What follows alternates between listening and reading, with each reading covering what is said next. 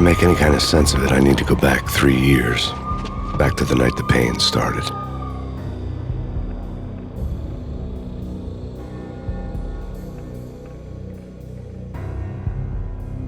I was still on the force back then. NYPD, Manhattan, Midtown North Precinct, Hell's Kitchen. So when are you coming to work for me, Detective Payne? You'd make me work undercover in some hellhole. Sorry, Alex. Michelle and the baby come first. See? My last smoke. It's bad for the baby. That's you, Max. A regular Boy Scout. See, Alex. Still on for poker Thursday night, right? Like taking candy from a baby. Life was good. The sun setting on a sweet summer's day. The smell of freshly mowed lawns. The sounds of children playing. A house across the river on the Jersey side. Beautiful wife and a baby girl. The American dream come true. Honey, I'm home. But dreams have a nasty habit of going bad when you're not looking.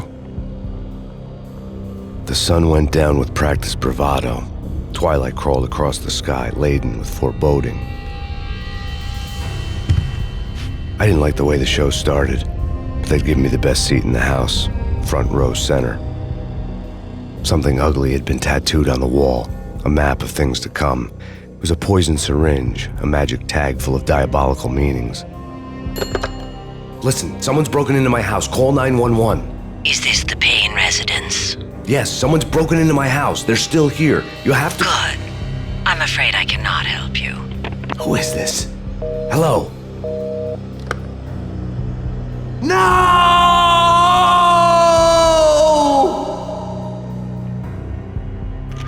That was 3 years ago.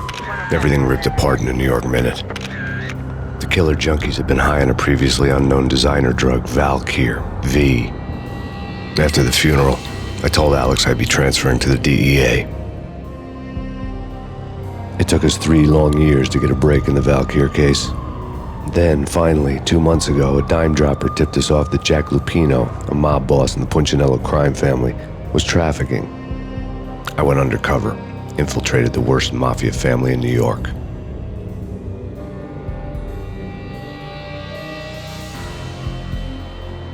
I came in from the cold and the dark. Outside the city was a cruel monster. I've been slowly working my way from the small time to the big fish, trying to get to the source of the drug. Alex and BB were my only contacts in the DEA, the only ones in this decrepit city who knew I was down here. BB here. Something urgent has come up with Jack Lupino. You need to meet with Alex immediately at the Roscoe Street station. I hadn't had a face-to-face with Alex since I'd gone undercover. Outside, the mercury was falling fast. It was colder than the devil's heart, raining ice pitchforks as if the heavens were ready to fall. Everyone was running for shelter like there was no tomorrow. It didn't get any better when I got to the subway. The feeling hit me like a point-blank shot straight in the face. Something was not right about this. My Beretta stirred nervously under my coat, but the train doors had already shut behind me, and I was in for the ride. Next stop, Roscoe Street Station, and Alex.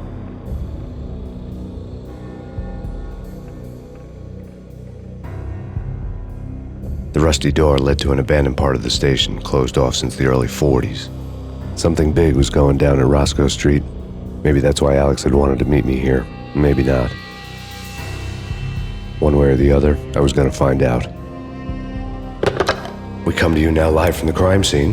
Who is this? Right back at you. This is Deputy Chief Jim Bravura from the NYPD. You are to cease your criminal activities and surrender immediately. Sure thing, Jim. Me and the boys have been talking and everyone's real sorry. They'll never do it again. Who the hell is this? Being placed at the scene of a bank robbery wouldn't have tipped the odds in my favor. The bank robbers have been after Acer Corporation bonds. The Acer success story had recently been on every channel and on the cover of every magazine. Alex had kept me relatively sane for the past 3 years. Now I didn't know how I felt. Somehow he had stumbled upon something big and ended up stepping on Jack Lupino's toes.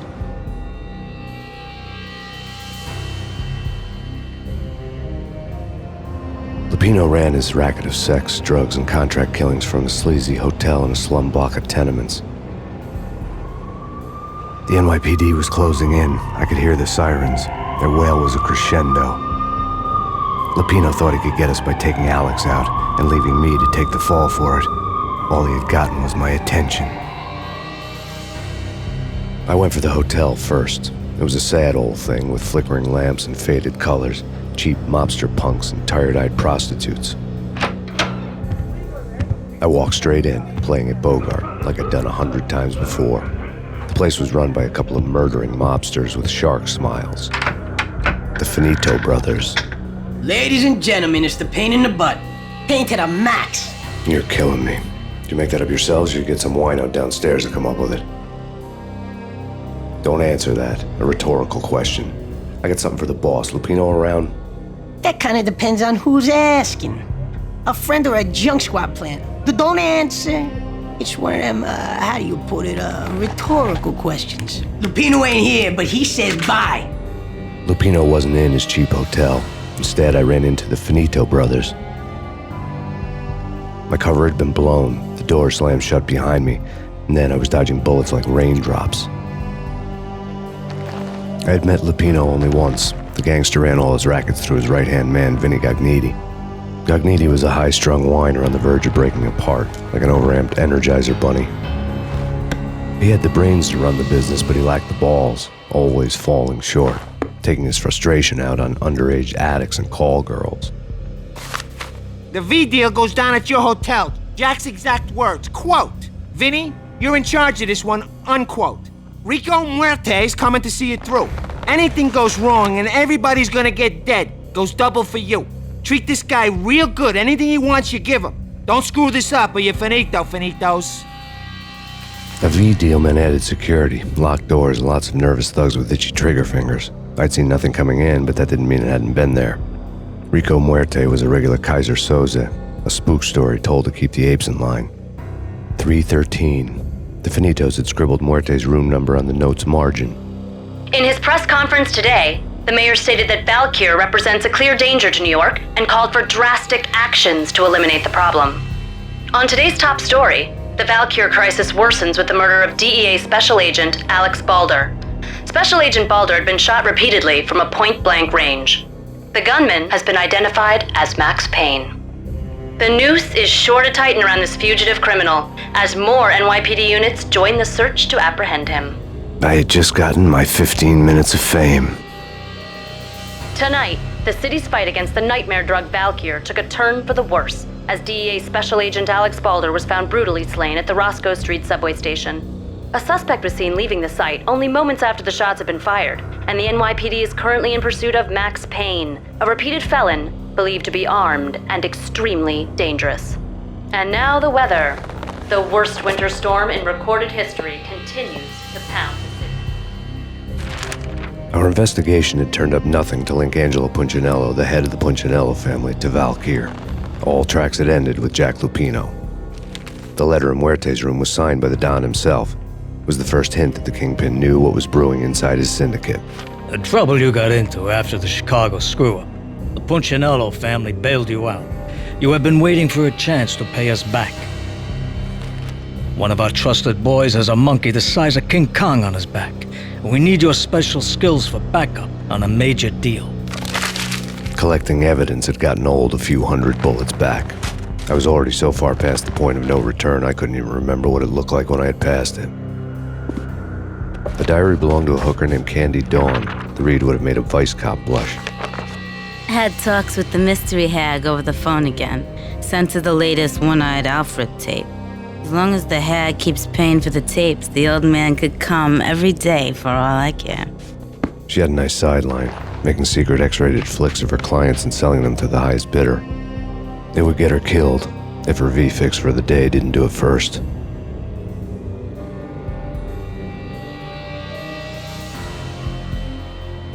The old service elevator rumbled down to the bowels of Jack Lupino's hotel. A winter storm warning is in effect in the whole tri-state area, as both freezing rain and heavy snowfall continue. Many roadways are already closed, and people are advised to stay indoors. The severe blizzard has ravaged New York for 3 days now, with no end in sight. We'd been snowed from the start in the Valkyr case. The forecast said there was plenty more where that had come from. But the snowbound city was on my side. Less chance of innocent bystanders getting caught in the crossfire. A dead man tied to a chair lay on the boiler room floor. Captain Baseball Bat Boy has an unbeatable track record in superhero death matches. But a six-pack of root beer gets me every time. The murder weapon was a baseball bat, now lying in a pool of drying blood next to a newspaper folded open on a Captain Baseball Bat Boy comic strip. Two mad dog killers, ready to murder each other. They step into the next room, and I'm thinking, now they're gonna do it. But no. They sit down in front of a TV and solve their differences with the Kung Fu fighting video game. I tell you, Candy, I was so depressed, I strangled them both with the video game cables. Oh, Rico, you're so bad. I am, ain't I? Rico Muerte, big-time hustler. Who the hell? It's that cop. Muerte went for his gun. There was an old telephone switchboard in the back room of the reception area, the kind that made phone tapping child's play. It wasn't hard to picture a fat pimp sweating with headphones on, listening to his hookers talk dirty and fake orgasms over a web of party lines, the blood veins of New York. Right now, there was a different set of moans and groans going on. Boss, Cornelia, it's Max Payne. He came, started capping us. He killed him. Are you freaking kidding me? He's just one lousy cop. You better be freaking kidding me. Whack him. What's the freaking problem? Hello? Answer me. Hello? The word was out. A deadly virus released into the city's corrupt circulatory system. Something wicked this way comes. Max Payne at large.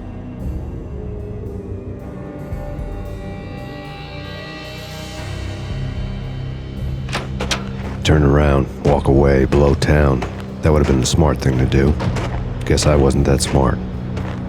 Lupino's tenement buildings were a seedy hangout for all kinds of sleaze. A liquor store, a pawn shop, a laundromat full of mobster bookies and loan sharks. The list went on.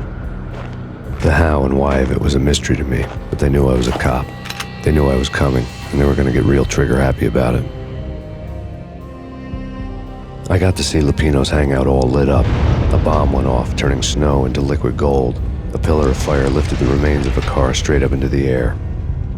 The flames were highlighted on the hood of a black Mercedes-Benz as it coasted down the street real slow, as if the driver didn't have a worry in the world. I got a good look at the man riding shotgun.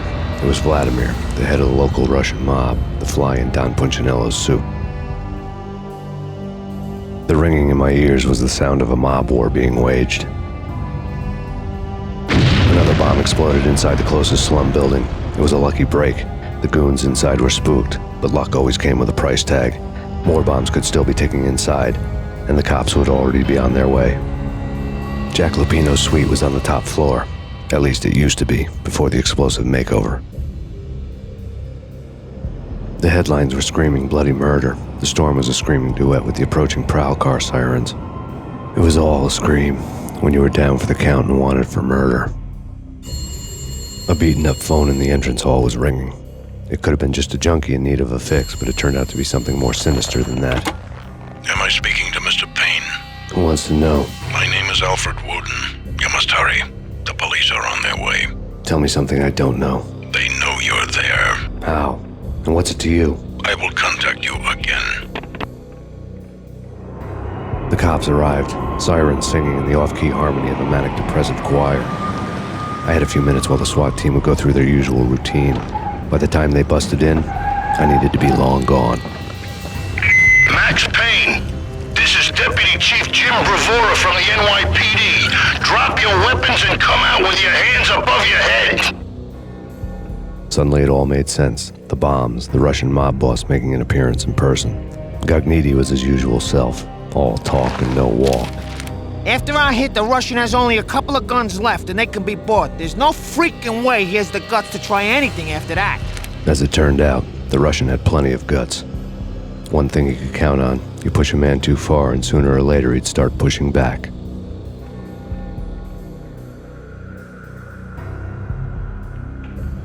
The bombs had destroyed all the stairs up to Lupino's office. The alternate route led there by way of adjoining rooftops. New York City is in crisis tonight, with reports of Valkyr-related gang war in the streets of the Bronx.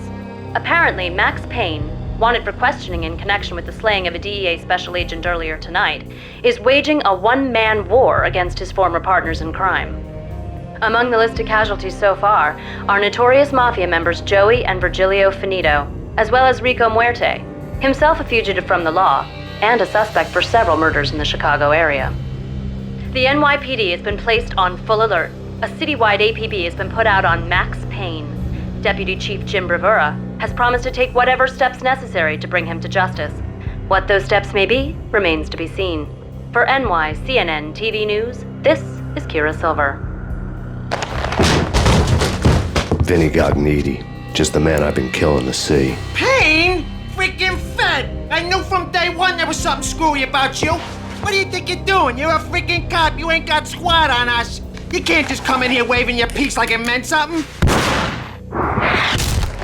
Yeah! Oh my God! Oh God, you shot me! Ah! You're dead, Payne! What the hell are you waiting for, you apes? Kill him! Kill him! With pleasure, boss. Gognitti bailed. I made like Chow Yun Fat. The letter was addressed to Don Punchinello, but Vinny had never had the nerve to finish it. Jack's gone voodoo. Just the other night, he shot Dino because he wanted to see what his brains looked like splattered on the wall.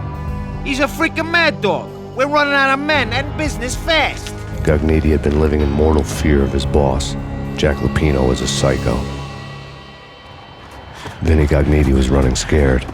He could run, but with a bullet in his stomach like a broken bottle of Tabasco, he was quickly running out of time. He knew where his boss was, and I wanted to square things up with Jack Lupino. Gognitti would be moving fast. I don't know about angels, but it's fear that gives men wings.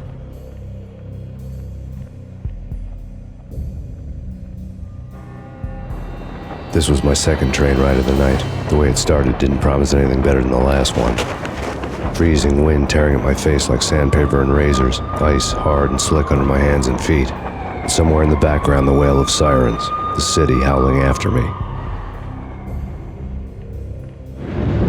New York sped by in fast forward. Dark rooftop water towers and a dead forest of antennas and chimneys, all a blur. When the train he was riding slowed down, Gognitti made his move.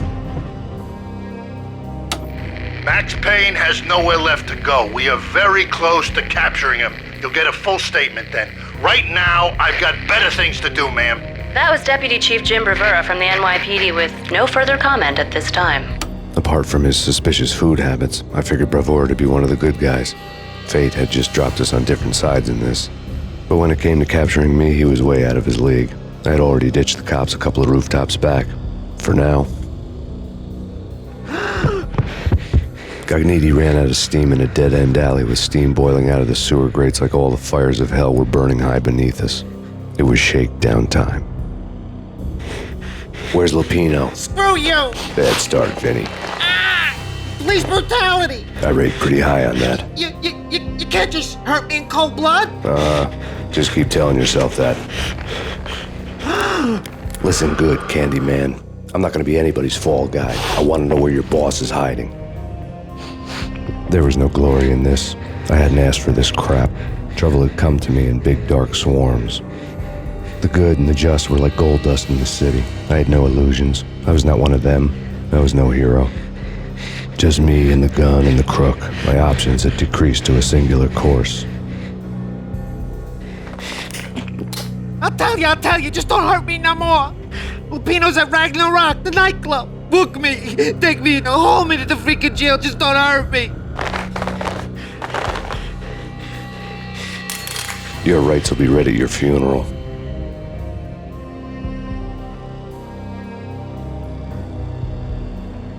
Ragna Rock was Lupino's private nightclub, a den of drugs built into an old theater. I knew what waited inside. V-head junkies ready to explode in random acts of senseless violence, and Lupino's goon squad, the worst stone-cold killers this side of hell. Ragna Rock was as inviting as a headache, flickering and flashing to a machine gun beat. The belly of the nightclub was a gothic theme park that began with bondage games and led to the nasty stuff from there. As subtle with its dark message as a cop killer bullet through the heart, like father, like son. just like Jack Lupino. Given the setting, I was surprised to find that somebody had been passing time reading. The paperback was entitled The Age of Murder and Storm. The blurb on the back mentioned Norse mythos and Ragna Rock, the end of a Viking world with a terrible winter that covered the earth in ice, when vile crimes were rampant and all humanity lost. I could see how somebody impressionable might get it into their head that we were at the end of time. I was also beginning to see what the nightclub and its owner were all about. The room was stacked with light reading, such as Necronomicon, Witchcraft, and Paradise Lost. Old exotic titles like Malleus Maleficarum and De Umbrarum Reini Novum Portus. Books with pentagrams on their covers, all dealing with the occult and the infernal, lying between stacks of horror videos and a couple of Ouija boards.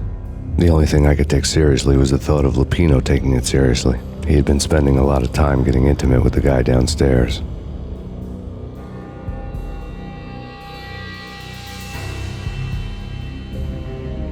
The backstage area led to Lupino's inner sanctum. The hot air inside was like an invisible wall, thick with incense and something else, a sickly sweet smell that made you gag. This was the rotten core of the Big Apple. Lupino lurked somewhere ahead, like a spider at the center of his web, waiting. The vapors in the air started to make my head swim. Punchinello had threatened Lupino in writing. The note had been torn to pieces, bloody fingerprints all over them. Don't want you to think that one of my boys is not playing with a full deck. Shape up, Jack. We are running a business here. I'd hate to send the trio to strong-arm you. The trio were the Don's notorious henchmen. It was obvious that Lupino hadn't been intimidated by the threat. Jack Lupino was crazy, all right. The table was scattered with notes of demented arcane nonsense written in rusty blood, a mishmash list of demons, devils, and dark gods evoked. Beelzebub! Asmodeus! Baphomet! Lucifer! Loki! Cthulhu! Lilith! Hela! Blood given to you all. He was after that old Faustian deal, your soul for power and fortune. Just sign on the dotted line with your blood. Jack Lupino was crazy, all right. Mythic wolves, let loose to devour the sun and the moon. Lupino is the wolf. I'm Mr. Beast, the big bad Fenris wolf. I'm the end of the world man, wearing the flesh of fallen angels. After Y2K, the end of the world had become a cliché. But who was I to talk? A brooding underdog avenger alone against an empire of evil, out to right a grave injustice. Everything was subjective. There were only personal apocalypses. Nothing is a cliché when it's happening to you.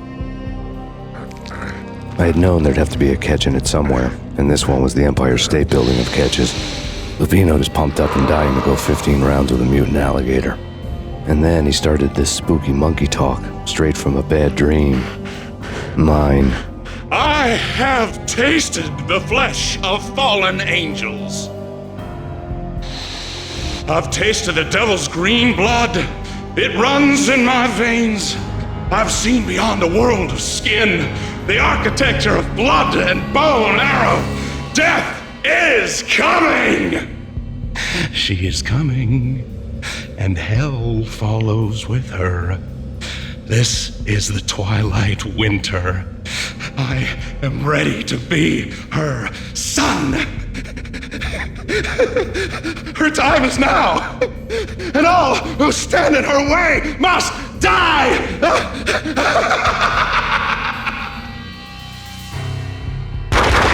When Lupino finally went down, I wanted to make real sure he'd stay that way. V was a bad monster. Turned them into friggin' zombie demons from outer space. I think he's dead already. Huh? And that's when it happened. But dead or not, you've got the wrong guy. In stepped this knockout femme fatale holding a gun to my face. I returned the favor.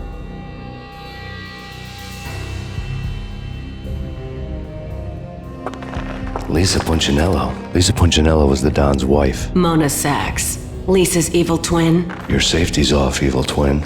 You might hurt someone with that gun of yours. Lisa's the damsel in distress. I'm the professional. I'd blow you away without batting an eye. Sure, and you can check out my credentials splattered all over this joint. Jack couldn't have framed you. Not the state he was in. We're after the same slime bag. Angelo Punchinello's the one who murdered your friend and framed you with it. You know this for a fact. I've got my sources. I don't have a clue these days. I just shoot them as they come. Who put a contract on the Archfiend? This one's mine. I hate the guts of that sadistic wife-beater. Why not pool our bullets for this one? I thought you'd never ask.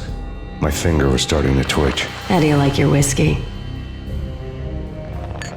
I'm easy, as long as you don't try to slip me a Mickey. You're a real angel, Max. It was good stuff. Tasted sweet as honey going down. Nothing personal. Can't risk you going berserk and getting Lisa killed.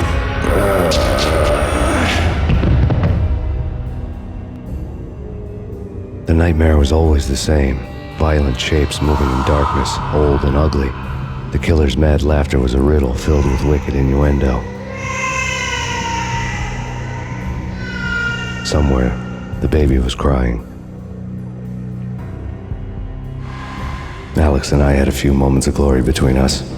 Crime-fighting comrades, the best in NYPD DEA collaborative team. Good-hearted macho bullshit like that.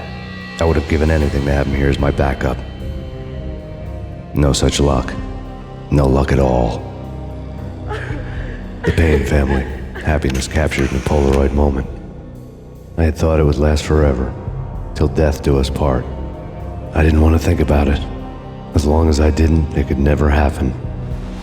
But I had broken my own rule. The thought had already slipped in. Fear was rusty needles poking at my brain. Cold and scaly, it slithered down my chest. Michelle was working part-time in the district attorney's office. Her diary was open on today's entry, her handwriting all pretty curves. An army dossier found its way to my desk yesterday. Valhalla? Isn't that a Norse myth? Something about Vikings? I tried to tell Max about it, but he was busy, that cute frown on his brow. Guess it's nothing, just a mix-up at the courier service. From now on, I would always find time for her. It was a hollow promise. Too little, too late.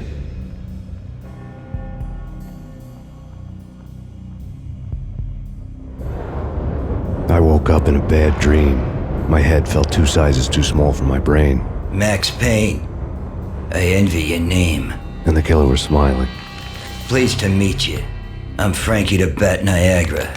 Niagara, as in you cry a lot? He had a baseball bat and I was tied to a chair. Pissing him off was the smart thing to do.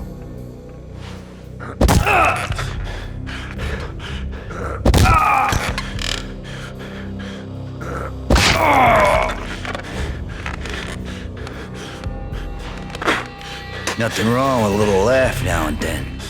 Take me, for example. I love to watch cartoons. Cartoon violence is a fascinating thing. Let's take a break. I need to take a leak and maybe grab a cold one at the bar. Don't worry. I'll be back to finish this off. And then, it's checkout time. You play, you pay, you bastard. He swaggered out, and the door clanged shut behind him, locks clicking into place. Everyone makes mistakes. Mine hadn't been to crack jokes about the goon with the bat. He'd have cracked my skull regardless. It hadn't even been to trust a girl with a gun.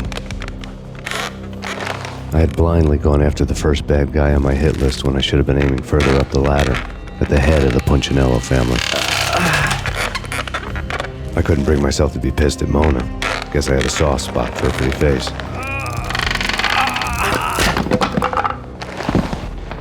But when somebody decides to play baseball with your head, you tend to get sore.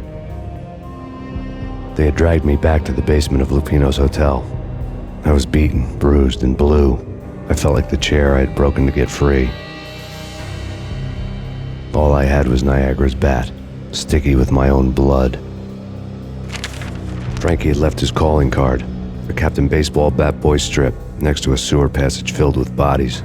You'd better not mess with Captain Baseball Bat Boy.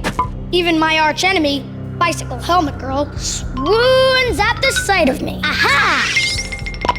There were enough corpses to put a mass murderer to shame.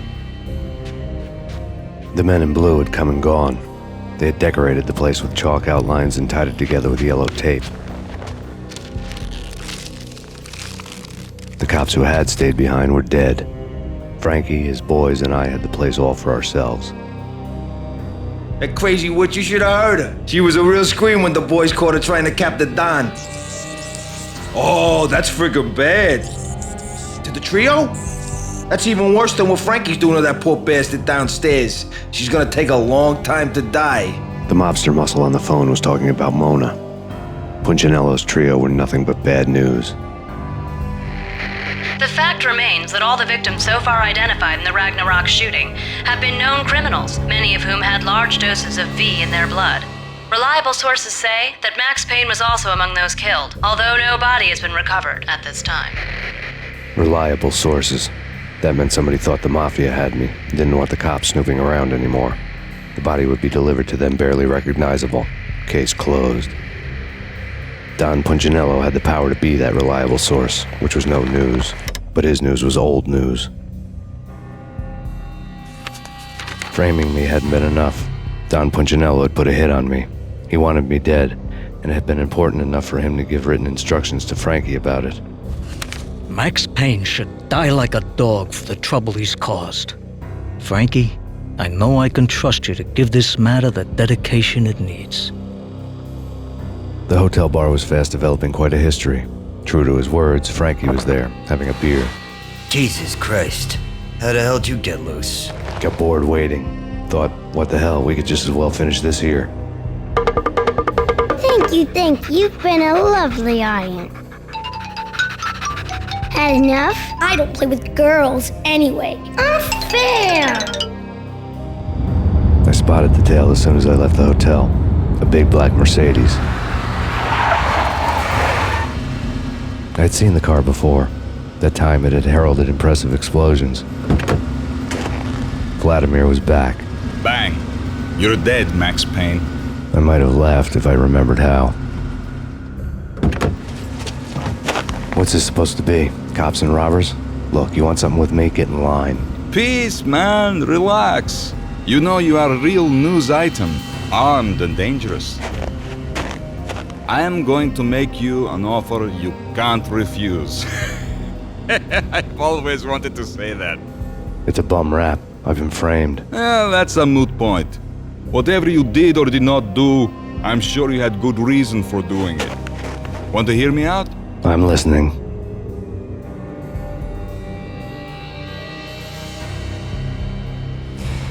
Punchinello messing with V is bad for business all around. But that's not all. There is this guy, Boris Dime, used to pull jobs for me. He's the captain of the cargo ship Charon. Now the bastard turncoat has gone over to the other side, Punchinello's.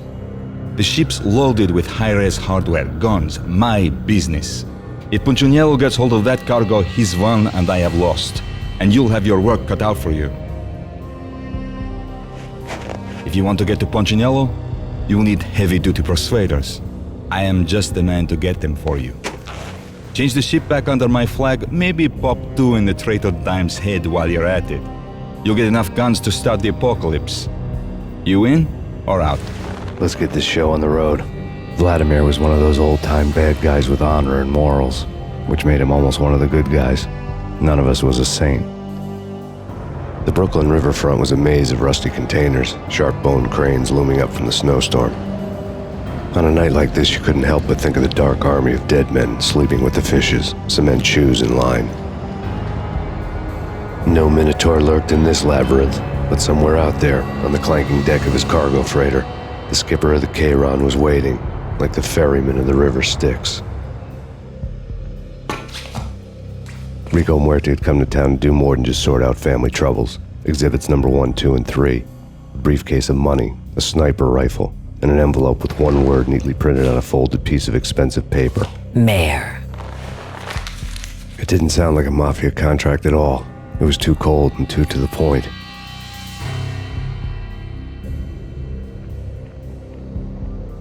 Rust had crept over the sides of the cargo steamer a long time ago. Boris Dime would be on board. I'd have to smoke half of his crew to even get near the gangplank. The guns were probably being kept in the hold, buried amidst the rats and oily water. Angelo Puccinello here. Angie, tell me, how much did Dime cost you? I bet it was more than his name. Max Payne. Right the first time. You're dead, punk. You sure you're not confusing me with Boris here? But you are right, of course. Pretty soon we should get together and have a talk. Pissing Punchinello off was a dangerous game, but when people get mad, they make mistakes. I should know. That's where I wanted Punchinello, mad enough to trip over his own feet, preferably into a grave. Did you get everything you need? Check. I owe you. Anything you need. This is my solo. When I'm through, Punchinello won't be anybody's problem anymore. Clear as vodka. But anytime you get between a rock and a hard place, just whistle. This could be the beginning of a beautiful friendship. You really get a bang out of this big-time gangster act, don't you?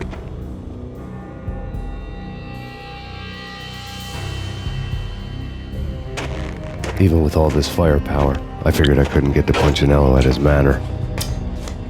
I could only hope that he wouldn't pass a chance to hear me beg, to see he's won. This is Max Payne. I want to cut a deal.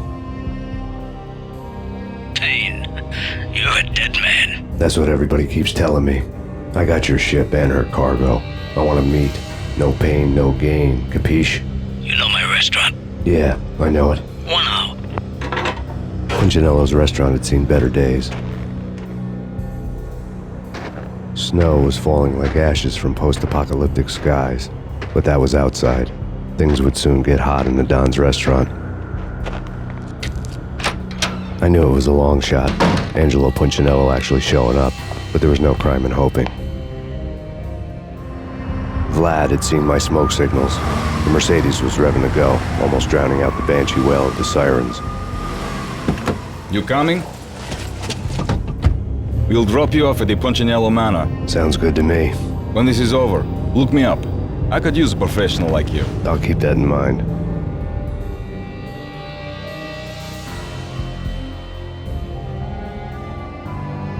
The night groaned with cold. The garden lights flickered nervously. In their light, the falling snow was dead white before the darkness ate it up. I had heard the stories. The trio were mad dogs.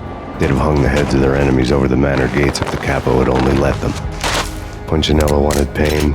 He'd see the pain. The trick in my situation was that there was no trick, no matter what the movies tell you. No rules, no secret mantra, no roadmap. It wasn't about how smart or how good you were. It was chaos and luck, and anyone who thought different was a fool.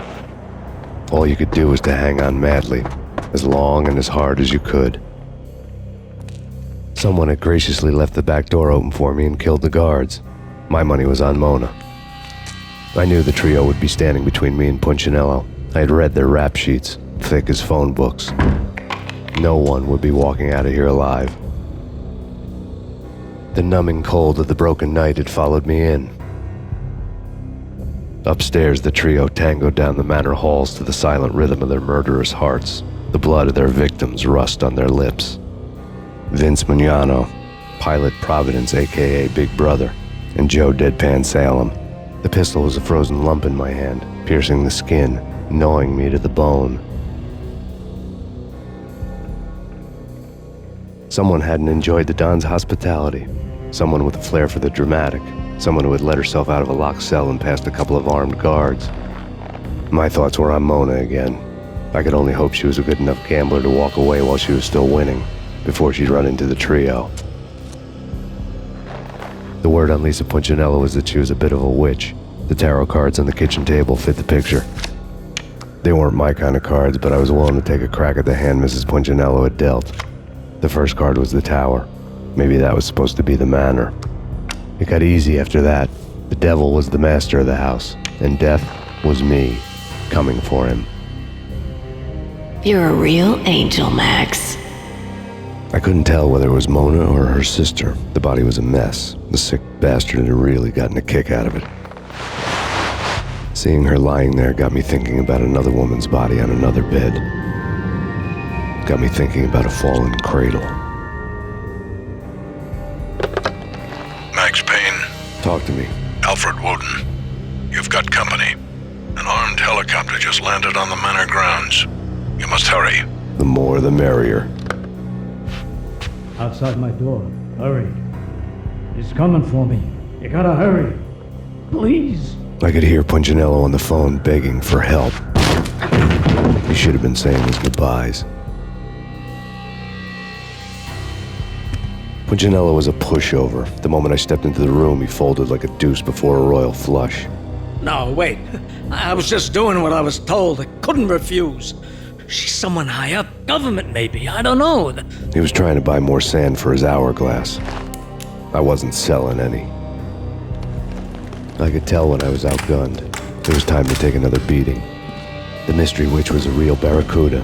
Trouble on dagger heels, a smoking assault rifle in her hand, and an army of killer suits behind her. How sweet. I get to kill two birds with one stone. Sooner or later, it was going to catch up with you.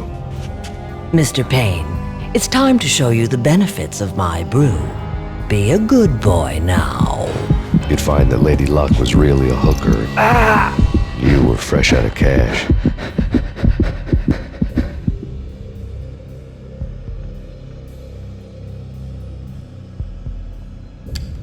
Gentlemen, we're done here. Take me to Cold Steel. She had just given me an OD of Valkyr. I could feel green fire eating my brains. They turned to steam. They did a fade on me. I'd never had a chance. The witch had got me just as sure as if she put a gun to my head and pulled the trigger. The shadows rushed me, bruised mugshot faces hungry for revenge. They knew my weak spots and closed in for the kill. The floor turned into a vortex of green blood. I fell. The flesh of fallen angels. There was something disturbingly familiar about the letter before me. The handwriting was all pretty curves. You're in a graphic novel.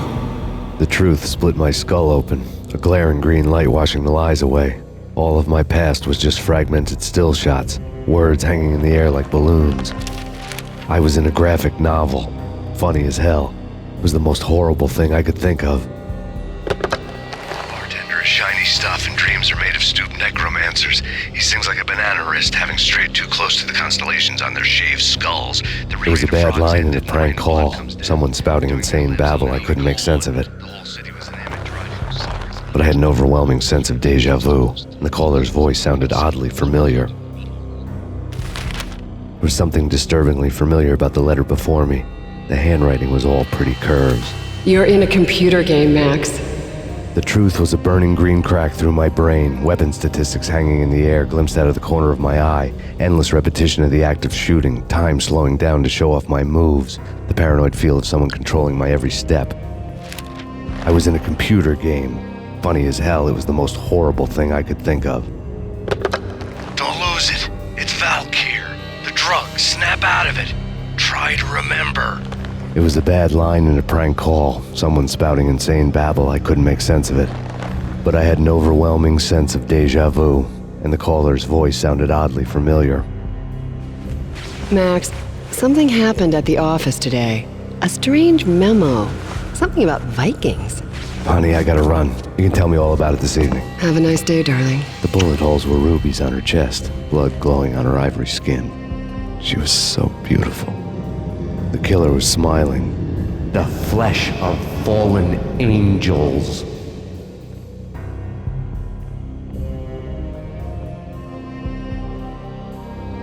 Slowly, the green nightmare faded, leaving dark stains on my soul that would never come off. I felt like flatlining. I was all shook up. I woke up in a cold sweat, sick and tired to the bone, lying in a puddle of my own puke. The hag had said take me to Cold Steel before it had all gone crazy. It was a clue, the only one I had. It took me forever to crawl back to my feet and hit the road, but when I did, I drove straight to Cold Steel Foundry outside the city. There was a whole lot of action around the place for a freezing winter night. Trucks coming and going, men running. I had the drop on the mystery witch. She thought I was dead. I was on her blind side. I was going in. The bad trip had put me in a crazy mood, adrenaline pumping through my aching veins. Staggering on the mill roof in ice and snow and wild wind, I was a ninja. My kung fu was strong. I wasn't kidding anybody. At best, I was Superman on kryptonite about to fall through a skylight, down to where it was all going down. A half-abandoned industrial area in the middle of nowhere. The factory was a perfect front for any number of illegal activities. In the belly of the plant, molten metal boiled and bubbled like a witch's brew.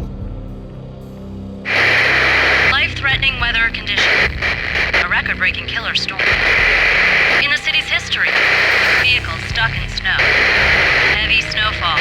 Forecast shows severe weather is expected to continue. Out in the night, snow fell like confetti over the Devil's Parade. The storm was anything but over. Perimeter breached. The facility has been compromised. Repeat, the Deep Six has been compromised. Initiate Operation Deadeye. The walkie-talkie military lingo could mean only one thing. They were getting ready to destroy the evidence and vanish into the night. I was so close. The hidden truths were just around the corner.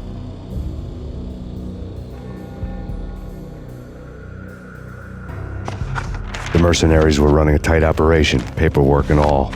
Merchandise missing again. A chemist had tried to smuggle it out for his own private party. Locked him up in cell B7 in D6's old test facility to wait for proper processing. I was close enough to hear the secrets, just beyond the next doorway.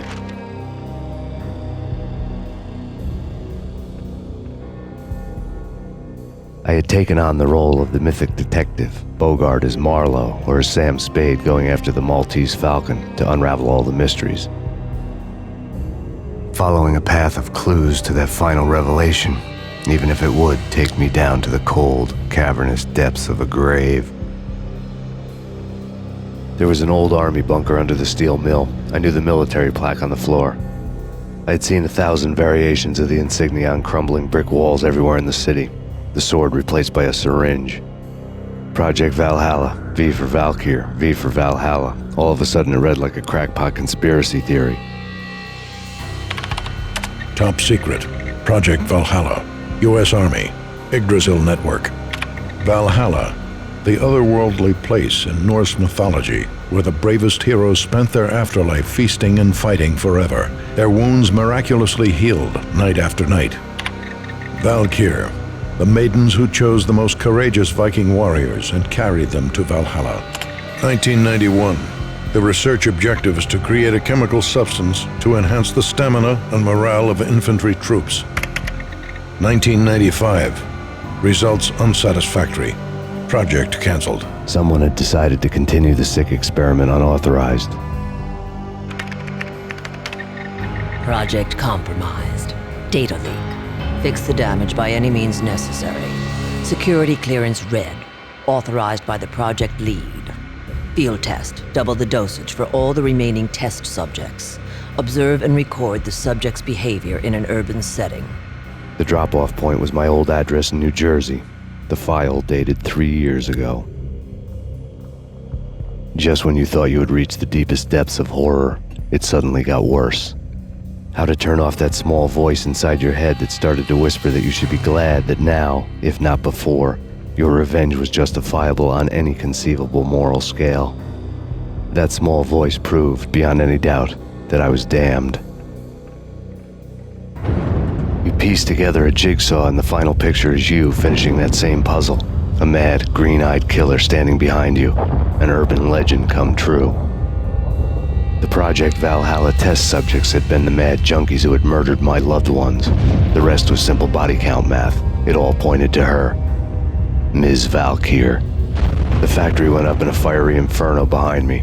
All my leads were dead, turned to smoke and dust. I had lost my way. I hadn't slept in a million years.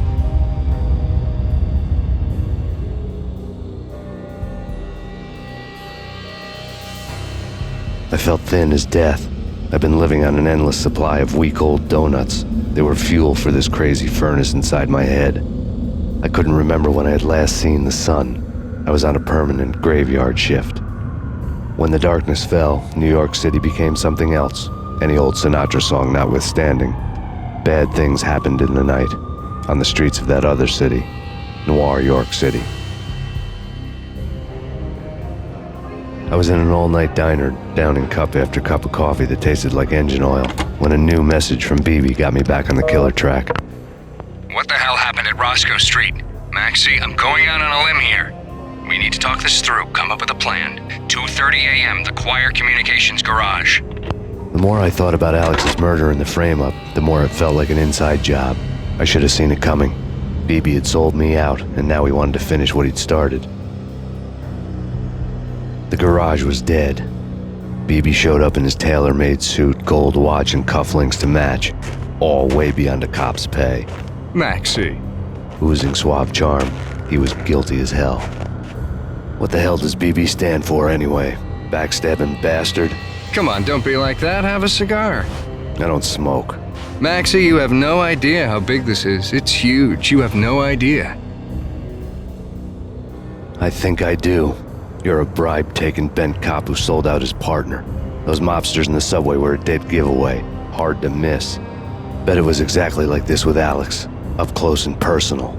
You can't win this one, Max. No, but I can make damn sure none of you do either. BB turned out to be another cardboard cutout bad guy. A bad cop on the take. A cowardly right-hand man fleeing from the scene, leaving his paid thugs to do his dirty work. Reports of a fire at the Punchinello Manor in Westchester. The manor is the home of Angelo Punchinello, the alleged head of the Punchinello crime family. The police are now saying, contrary to their earlier statements, that Max Payne is still alive and at large. He continues his vendetta against the Mafia, of which this last act of arson is attributed to. I had no recollection of setting any fires, but I did remember the flames. Yeah. Max Payne? Whatever does it for you. This is Alfred Woden. I can give you the name of your enemy. Come to the Asgard building presently. We are expecting you.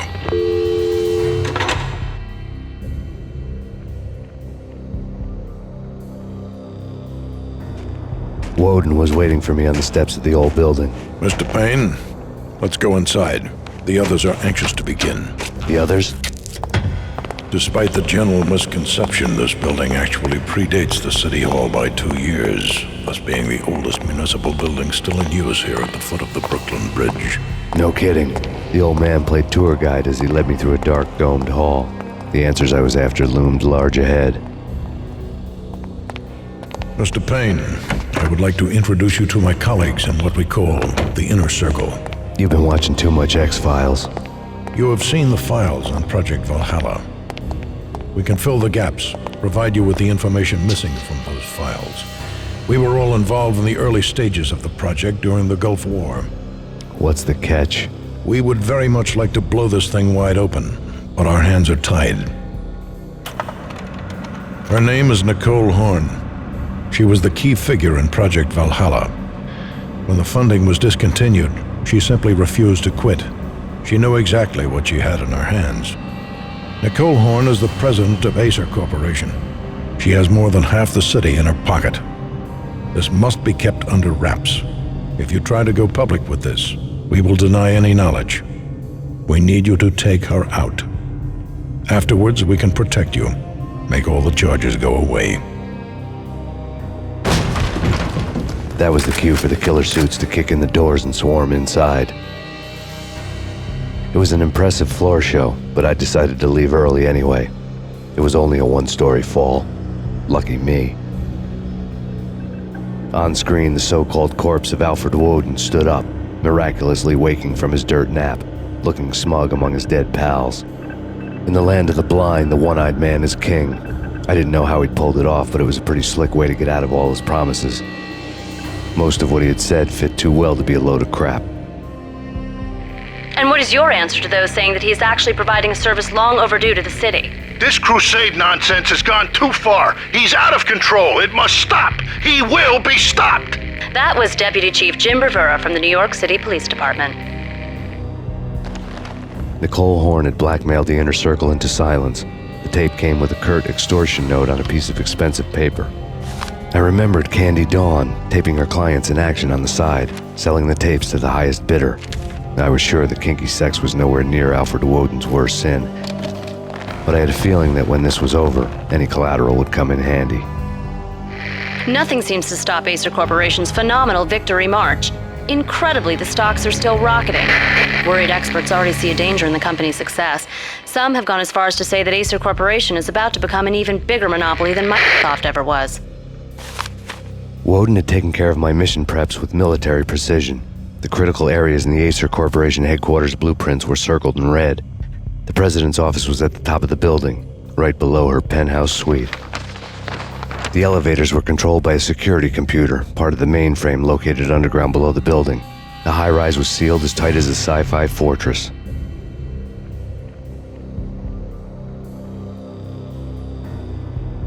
I had dreamed of revenge. Those dreams were always nightmares, of coming close and then failing. Now I was close. I had a name to guide me, Nicole Horn. I had nothing to lose. Project Valhalla had not been the only thing the Inner Circle had been involved in. There were rows of cabinets full of files. The Serpentine Secret Society went back a long way, always pulling strings from the shadows. I couldn't say I was sorry. Woden's move in some Byzantine power game had cut the Circle's membership roster to 1. The old man wanted me on cleanup duty. It was my mess, too.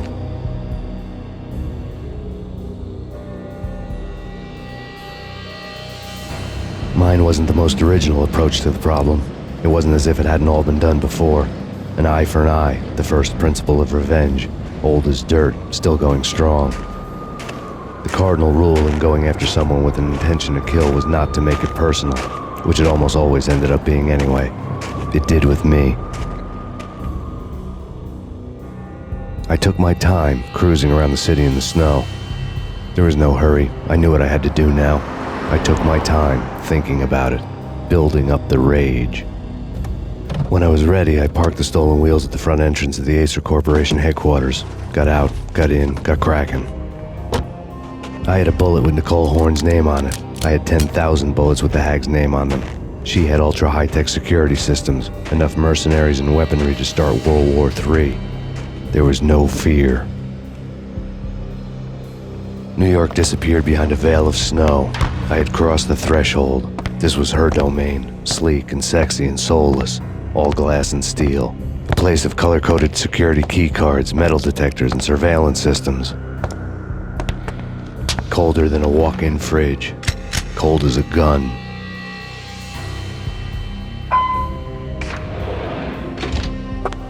Mona, looking good. Max, we gotta stop meeting like this. It will be a cold day in hell before I let a narc cop stop me. Miss Sachs, do your job. Relax, Max. You're a nice guy. I don't kill nice guys. You're not bad yourself. It was different when Horn wanted Punchinello dead, to cut her ties to the Mafia. He deserved to die. The same goes with her. She's the bad guy here. Her sister was whispering to her in my favor. I knew the appetites of ghosts intimately. They hungered for revenge. No! A gunshot boomed and she fell down in slow motion. She was a nice girl, not really a stone-cold killer. And now she was stone-cold dead. Like religious fanatics or loyal samurai, Horn's private army was coming at me. When the elevator came back down, Mona was gone. There was a lot of blood, but no body. Something clicked for the final time. My mind had never been so clear, as if somewhere high above the storm clouds were already gone, cold stars blazing from the black skies. Next to the printer was a neat stack of expensive paper. Hacking through Horn's computer would have unearthed files of criminal plans, strategies for world domination, spy helicopter reports, illegal wiretap recordings, internet porno, all of the above. Take your pick. I really didn't care anymore. I had seen too much of it already.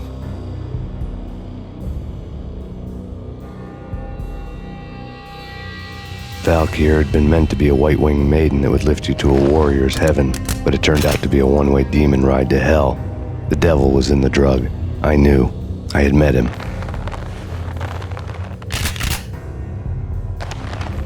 And now I was gonna kill her, the queen of the underworld who had tried to lift herself a bit closer to heaven with her drug money. No begging, no bribes. She knew better. Honor among killers. We who were about to die. Both of us knew how this would end, in pain and suffering. All this because your wife stuck her nose into things that were none of her business. The cops were coming to take me away. The sirens were like a bad conscience I couldn't shake. It's ridiculous you've made it this far. You won't be alive when they get here. And then it was all over. The storm seemed to lose its frenzy. The ragged clouds gave way to the stars above.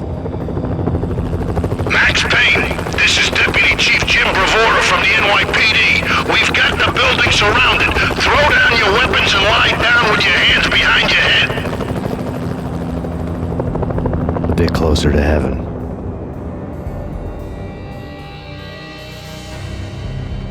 The cops' voices were distant and muted. Freeze! NYPD! Hold it right there!